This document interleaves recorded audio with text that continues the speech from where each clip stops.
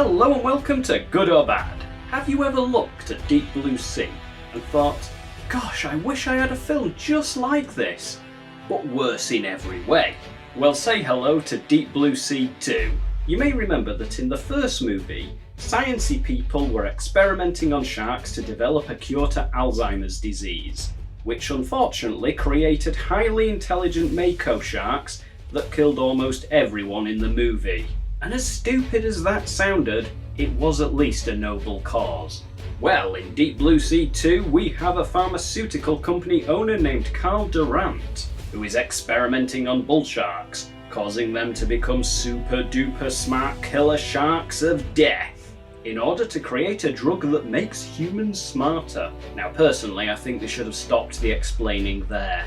Making humanity smarter, unlocking the true potential of the human brain. That's a big enough selling point, right? Well, no, because Mr. Billionaire Guy believes that artificial intelligence is the future, and that robots will rise up and destroy humans. Therefore, he must make humanity smarter than the machines. Yes, that's right, almost everyone in this movie dies, because James Cameron made him wet the bed.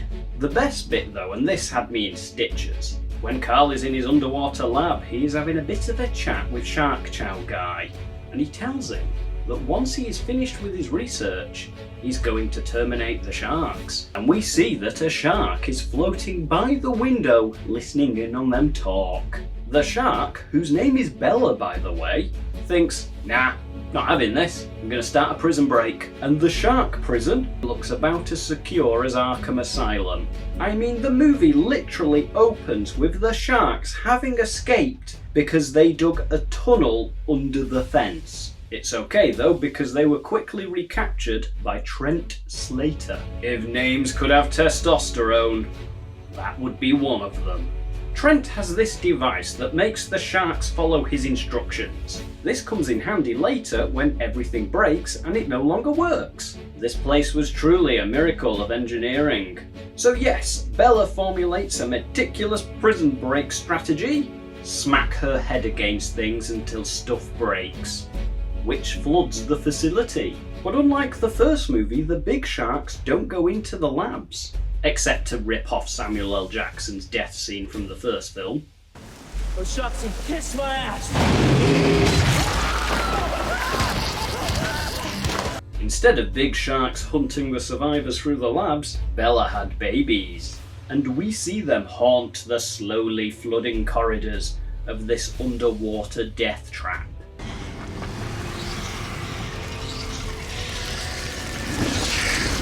You know, these baby sharks are basically just piranhas. And some of the death scenes are actually quite decent, like the guy that dies in the big oven, which is a nod to when the cook took refuge in the big oven in the first film.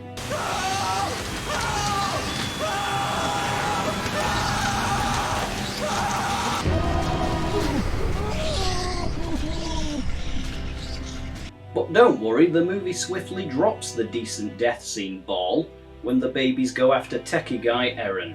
He is using an airbed as a raft and they ambush him, and he falls into the water, so the babies have him dead to rights. But he is saved by jump cutting away to safety. Well done movie, well done. So they make it to the surface with only 4 of them left. Billionaire Man, techie guy, Trent Action Man Slater, and Misty, who I have not mentioned yet despite the fact that she is a main character. Misty is a shark conservationist who is invited onto this floating hell pit, and all she does is moan and tell people off. She adds absolutely nothing to this film other than making me exceed my daily sighing limit. In order to survive, they must make it to a boat that is inconveniently not near them, so they make a swim for it. Bella eats the billionaire, and a shark nibbles on techie guy's shoes for the second time in the movie. I told you they don't taste the nerd. Yeah, this one's got a fetish for my shoes. Well, with dialogue like that, you're definitely going to be dethroning "we're gonna need a bigger boat" as most iconic shark movie quote. They quite naturally decide to blow the place up, but Bella and co survive and escape to no doubt return and wreak havoc on our screens in Deep Blue Sea 3. I can barely contain my excitement.